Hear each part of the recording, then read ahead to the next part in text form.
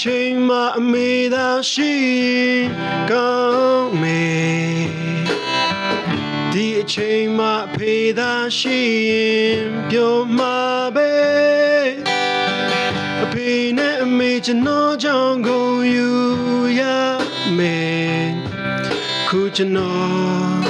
စစ်သားကြီးဖြစ်နေတယ်အာနာရှင်တော်လည်းရဲ့အတွက်ကြိုးစားမယ်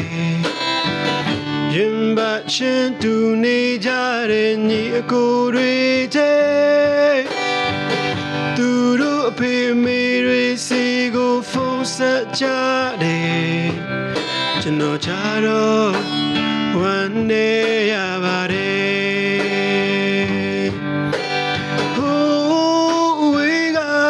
ကောင်းကင်ပေါ်မှာအဖေနဲ့အမေ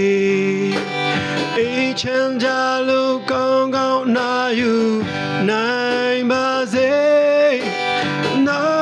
က်ဘဝချမ်းသာထပ်တွေ့ဖို့ကျွန်တော်ဆုတောင်းမယ်ဖေနဲ့အမေချစ်တဲ့တာလူခေ